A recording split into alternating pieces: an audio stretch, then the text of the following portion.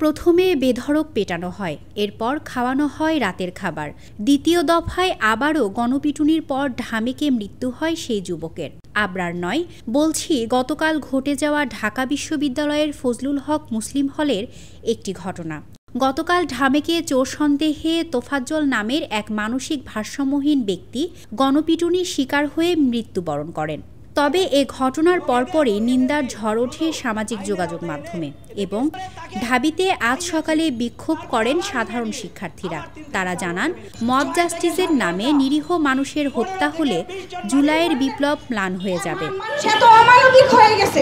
শিক্ষার্থী থেকে শুরু করে পুরো বাংলাদেশ এখন পিছনে লেগে গেছে দেশটাকে ধ্বংস করার জন্য। এগুলো করলে আসলে আমরা জাহান্নাম থেকে বের হয়ে যে হাবিয়া থেকে বের হয়ে আবার পিছনের দরজা দিয়ে হাবিয়াতে ঢুকার চেষ্টা করছি। এই হচ্ছে আমাদের অবস্থা।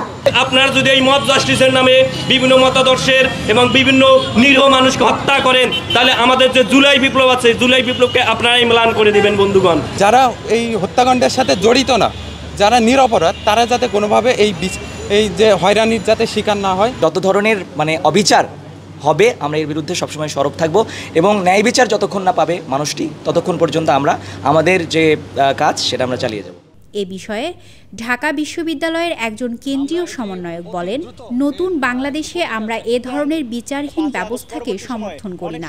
অনেক কর্মকাণ্ড এরকম ঘটেছে, আমরা কিন্তু সেই সবকে মানুষকে নিরুৎসাহিত করি মব জাস্টিসের প্রতি। আমরা স্পষ্ট ঘোষণা করছি, বাংলাদেশে কোথাও যদি মব জাস্টিস হয়, বৈষম্যবিরোধী ছাত্র আন্দোলনের বিপক্ষে রুখে দাঁড়াবে। অপরাধী হলে তাদেরকে সরাসরি পিটিএ মেরে ফেলবে, এটা কখনোই কাম্য নয়। বৈষম্যবিরোধী ছাত্র আন্দোলন সবসময় ন্যায়ের পক্ষে এবং আইনের শাসন প্রতিষ্ঠার পক্ষে। এ মৃত্যুর ঘটনায় জড়িতদের দ্রুত বিচারের আওতায় আনার দাবি জানিয়েছেন বৈষম্য বিরোধী ছাত্র আন্দোলনের অন্যতম সমন্বয়ক হাসনাত আবদুল্লাহ।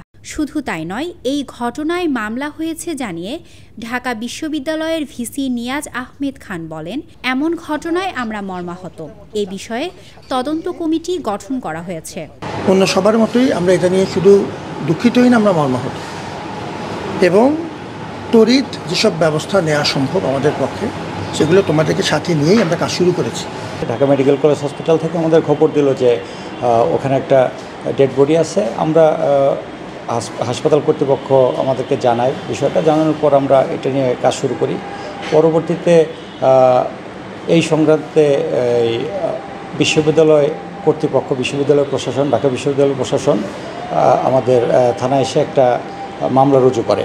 আমরা মামলাটা গ্রহণ করেছি। মামলাটার তদন্ত কার্যক্রম শুরু হয়েছে।